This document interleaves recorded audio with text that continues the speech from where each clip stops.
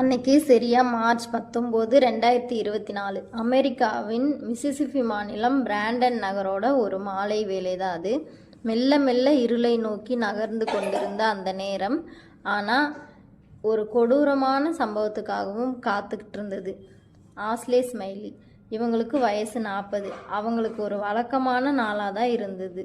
மிசிசிப்பியில் இருக்க ஒரு higher secondary ஸ்கூலில் இவங்க மேக்ஸ் டீச்சராக ஒர்க் பண்ணிகிட்ருக்காங்க. ஸ்மைலி இவங்களோட செகண்ட் ஹஸ்பண்ட், அப்புறம் ஸ்மைலியோட பொண்ணு, 3 பேரும் தான் ஒரு அழகான குடும்பமாக வாழ்ந்துட்டுருக்காங்க.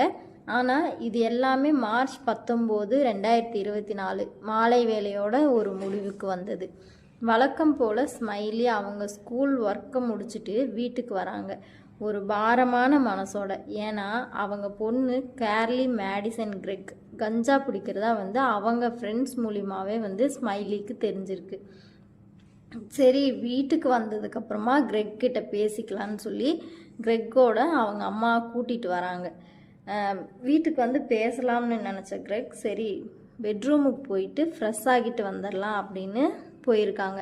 ஃப்ரெஷ் ஆகிட்டு இருக்கும்போது கிரெக் ஸ்மைலி வந்துட்டாங்களா அப்படின்னு பார்த்துட்டு அவங்களுக்கு தெரியாமல் வீட்டில் இருந்த 357 மேக்னம் துப்பாக்கியை எடுத்து இவங்க முதுகுக்கு பின்னாடி ஒளிச்சு வச்சுக்கிட்டு கிரெக் அவங்க அம்மா ரூமுக்குள்ளே போகிறாங்க. ஸ்மைலி ஃப்ரெஷ் ஆகிட்டு ரூமுக்குள்ளே நின்றுட்டு இருக்காங்க.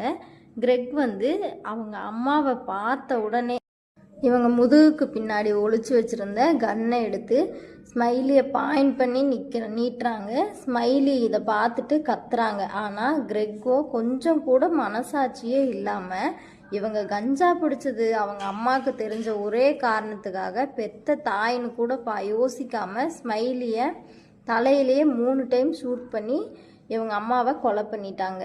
கொஞ்சம் கூட ஒரு கில்ட் இல்லாமல் அவங்க அம்மா மொபைலை எடுத்துகிட்டு ஹாலில் உட்காந்து இவங்க வீட்டில் வளர்த்துற 2 நாய் கூடையும் விளையாடிக்கிட்டே அவங்க ஃப்ரெண்ட்ஸுக்கு மெசேஜ் பண்ணுறாங்க. என்னோட அம்மாவை நான் கொலை பண்ணிட்டேன், நீங்கள் அதை பார்க்க வரீங்களா அப்படின்னு மெசேஜ் பண்ணியிருக்காங்க. நெக்ஸ்ட் கிரெக்கோட வளர்ப்பு தந்தையான ஹீத் ஸ்மைலிக்கு அவங்க அம்மா அனுப்புகிற மாதிரி டியர் நீங்கள் எப்போ வருவீங்க, சீக்கிரம் வீட்டுக்கு வாங்கன்னு ஒரு மெசேஜ் பண்ணிவிட்டு ஹீத் வீட்டுக்கு வருவதை எதிர்பார்த்து கிட்டத்தட்ட 1.5 மணி நேரம் வரைக்கும் ஹால்லேயே கதவு பக்கத்துலேயே வெயிட் பண்ணிட்டு இருந்திருக்காங்க.